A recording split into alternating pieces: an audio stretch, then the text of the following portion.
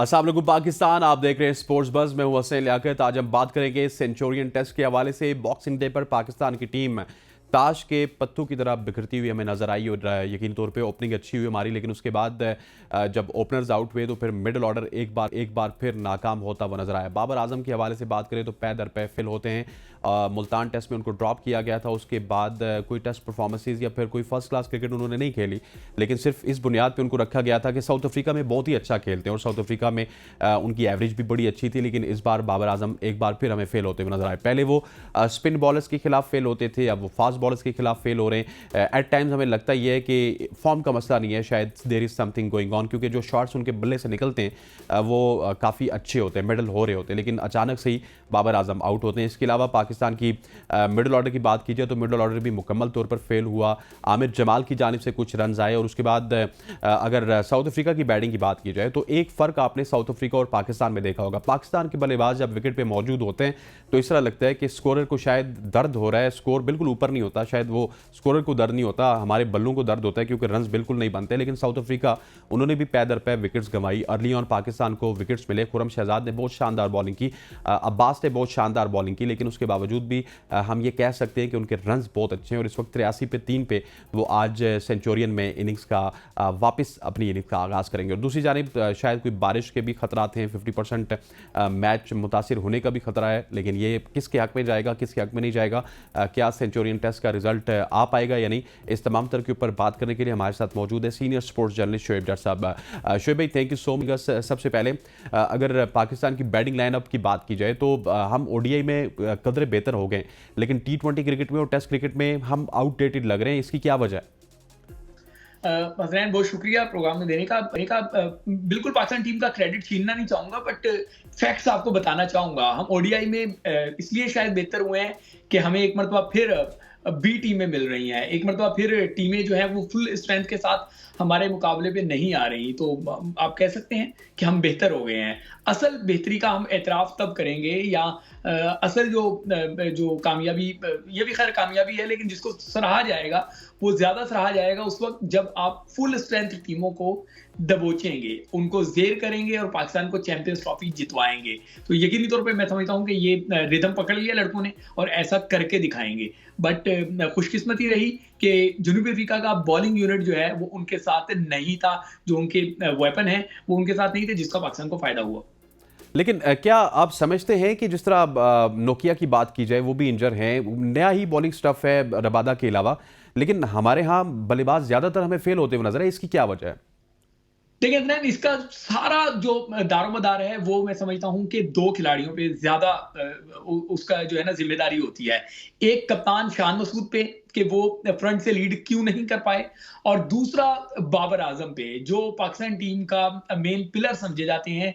Although के वो pillar बहुत शिकस्ता हाल है, वो पिलर में दरारें पड़ चुकी हैं, वो पिलर बहुत कमजोर है और उसके लरजने की वजह से पूरी इमारत जो है वो लरज रही है। अनफॉर्चुनेटली मुझे ये कहना पड़ेगा, 1 2 3 4 गिनती खत्म हो जाती है, लेकिन बाबर आजम की खराब फॉर्म की बदतरीन परफॉर्मेंसेस वाली जो इनिंग्स है उनका शुमार खत्म नहीं होता। 9.5 टेस्ट मैचेस, 9.5 टेस्ट मतलब 19 इनिंग्स जो है वो पाकिस्तान टीम पे बोझ बने हुए हैं। कौन सी टीम में कोई किसी खिलाड़ी को इतना बर्दाश्त किया जाएगा जितना बाबर आजम क्यों किया जाता है? और वो कभी भी टेस्ट क्रिकेट में कोई बहुत बड़े परफॉर्मर नहीं रहे, ठीक है ना। 2010 में गालिबन उन्होंने डेब्यू किया था, आज 2024 में हम बात कर रहे हैं, अगर मैं गलत नहीं हूँ 2010 नहीं, ये सन में थोड़ा सा मिक्स कर 15-16 में किया था, 14 या 15 14 या 15 में किया था, 16-15 में किया। आज हम 24 के एंड पे बात कर रहे हैं। 10 साल के करियर, टेस्ट करियर में सिर्फ 4000 रन बनाए हैं उन्होंने, ठीक है, सिर्फ 4000 रन बनाए। उसमें भी उनकी लाटरियां लगी रही, कोविड क्रिकेट मिलती रही, अपोनेंट जो है वो आपको अच्छे नहीं मिले, फिर पाकिस्तान में भी क्रिकेट होती रही, इसका बहुत ज्यादा फायदा हुआ। तो बाबर आजम जब मेन पिलर आपका परफॉर्म नहीं करेगा तो फिर यही होगा जो पाकिस्तान के साथ हो रहा है कि पाकिस्तान टीम जो है वो स्टेबल ही नहीं कर पा रही अपने आप को। एक होता है ना कि इनिंग को स्टेबल करना, जब आपका मेन पिलर ही गिर जाएगा तो फिर बाकी वो क्या कहते हैं, जिन पत्तों पे तकिया किया वही पत्ते हवा देने लगे। तो बाबर आजम तो पाकिस्तान टीम को हवा दे रहा है और वो तत्ती हवा है, गर्म हवा जिसे कहते हैं ना वो। अच्छा जट साहब, क्या ये वजह भी है? आपने बहुत ही प्रिसाइसली ये वजह हमें बताई, लेकिन आप एक तरफ देखिए ना कि हमने उनको बड़ा अर्ली किंग बना दिया, फिर विराट कोहली के रन्स देखिए तो 10,000 से ज़्यादा रन्स ओडीआई क्रिकेट में, इतने ही रन्स उनके टेस्ट क्रिकेट में, T20 में शानदार एवरेज के साथ 4,000 रन्स हैं। बाबर की बात की जाए 6,000 मैक्सिमम रन्स हैं उनके, अगर मैं मैक्सिमम भी कर लूँ, राउंड फिगर कर लूँ, ओडीआई में 4,000 रन उनके टेस्ट क्रिकेट में, T20 वो थोक में खेलें इस वजह से उनके 4,000 रन हो गए। सो हम बहुत जल्दी मेरे ख्याल अलकबात दे देते हैं, इस वजह से भी शायद वो प्लेयर संभाल नहीं पाता और ये खराब फॉर्म आई तो वो बहुत ज़्यादा एक्सपोज हो रहे हैं। देखिए तकरीबन 9,166 या ऐसे करीब है, या आज की बारी के थोड़े रन बना ले तो 9,000 कोई 200 के करीब विराट कोहली के रन्स हैं। टेस्ट क्रिकेट में 13,000 के करीब उनके जो है वो रन्स हैं, 13,000 से ज्यादा वनडे फॉर्मेट में है। इसी तरीके से T20 की बात करें तो वहां उनके 4,188 रन्स हैं। विराट कोहली ने अपनी क्लास दिखाई है, ऑल्दो कि अभी जो उन्होंने टुच्ची हरकत की है, एक छोटी हरकत, एक घटिया हरकत की है 19 साल बच्चे को जाके टक्कर मारने की, उसकी जितनी मजम्मत की जाए कम है, लेकिन उसके बावजूद विराट कोहली ने बतौर बैटर अपने आप को हर फॉर्मेट में मनवाया है। ठीक है, उनके उसके ऊपर टाइटल्स, कामयाबियां बहुत ज्यादा है, लेकिन जो बाबर आजम है, बाबर आजम की फिंगर टिप्स पे हैं सारी परफॉर्मेंसेस।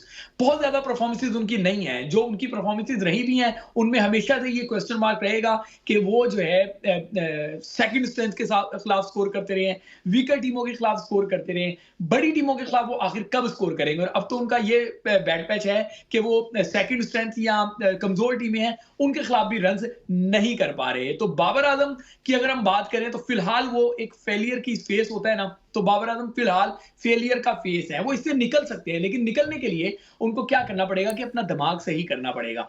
क्रिकेट जो है वो आपको तब इज्जत देती है जब आप क्रिकेट को इज्जत दें।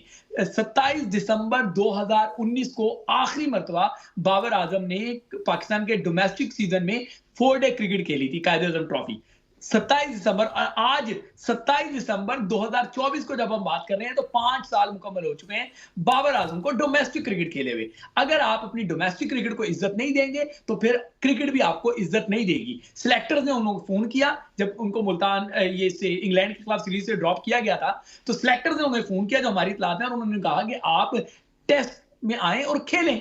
लेकिन वो भाई साहब अपने आप को क्रिकेट से बहुत बड़ा समझते हैं, उन्होंने सिलेक्टर को घास ही नहीं डाली। ठीक है ना, आप ये बताएं कि कोई और अगर ऐसा क्रिकेटर करता तो उसका करियर तबाह करने पे तुल जाते। तो उन साहब ने ये बिल्कुल, आपको याद होगा एक बार पहले भी उनके बारे में ये कंप्लेन है कि पाकिस्तान के बैटिंग कोच ने उनको कहा कि आओ मैं तुम्हें जरा सही कराता हूं, तो उन्होंने कहा मुझे पता है मैंने क्या करना है। जब आपको सब पता है तो आपकी क्रिकेट कैसे सही हो जाएगी। तो बाबर आजम का फेलियर ये है कि वो क्रिकेट को इज्जत नहीं देते। लेकिन जज साहब क्या समझते नहीं है इसके बाद बाबर आजम से मूव भी होंगे? आखिरी सवाल करता चलो, पहले वो स्पिन के ऊपर फंसते थे, शॉर्ट मिड विकेट के ऊपर फील्डर लगा दो आज भी बाबर आजम आउट हो जाते हैं, लेकिन अब तो फास्ट बॉलर्स के खिलाफ भी वो आउट होना स्टार्ट हो चुके हैं। फास्ट बॉलर्स के खिलाफ तो बड़े कंफर्टेबल होते थे। देखिए जब आपका कॉन्फिडेंस शेक हो जाता है ना, जब आप फोकस नहीं रहते, जब आप आउट ऑफ फोकस हो जाते हैं, जब आपकी तवज्जो जो है वो क्रिकेट से कहीं और मरकूज हो जाती है, जब आपको ऐसा लगता है कि आपके हवारी जो कंपेनें चला रहे हैं वो आपको कभी गिरने नहीं देंगी, आपके पीछे जो एक पवा खड़ा है, एक पर्ची खड़ी है, वो आपको टीम से बाहर नहीं होने देगी, तो फिर आपका क्रिकेट से फोकस हट जाता है।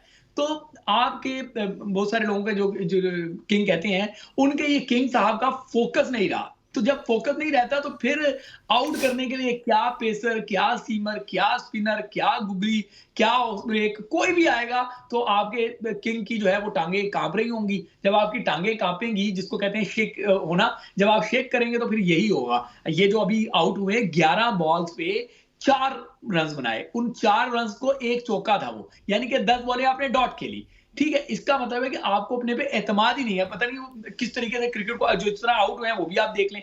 प्रॉब्लम जो आ रही है वो ये आ रही है कि क्रिकेट से जिसको आप बहुत बड़ा कर देंगे तो फिर आपके साथ यही होगी। मैं यहाँ पे ये दुआ जरूर करूंगा कि अल्लाह करे वो दूसरी बारी में कुछ परफॉर्म कर दें, ठीक है ना, लेकिन अगर वो परफॉर्म नहीं करेंगे तो फिर क्या टीम मैनेजमेंट में से कोई इस्तीफा देगा, क्या सिलेक्शन कमेटी से कोई इस्तीफा देगा कि आपने एक फेलियर को, प्रूवन फेलियर को, जिसको आपने आउट ऑफ फॉर्म होने की वजह से क्रिकेट से ड्रॉप किया टीम से, आप उसको जब वापस लेकर आए तो उसने क्रिकेट कहाँ खेली थी?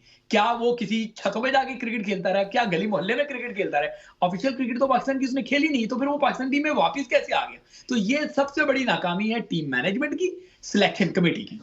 ठीक हो गया सर, वो दुबई में भी जाना होता है, सैर सपाटे करने होते हैं। वेब जज साहब हमारे साथ मौजूद हैं यहाँ पर। वक्त हो जाता है एक शॉर्ट सी कमर्शियल ब्रेक का, ब्रेक लेंगे और जब वापस आएंगे तो पाकिस्तान के डोमेस्टिक परफॉर्मेंस के हवाले से बात करेंगे, जो बॉलिंग में भी और बैटिंग में भी बहुत ही शानदार परफॉर्मेंस इस वक्त देते हुए हमें नजर आ रहे हैं। Stay with us.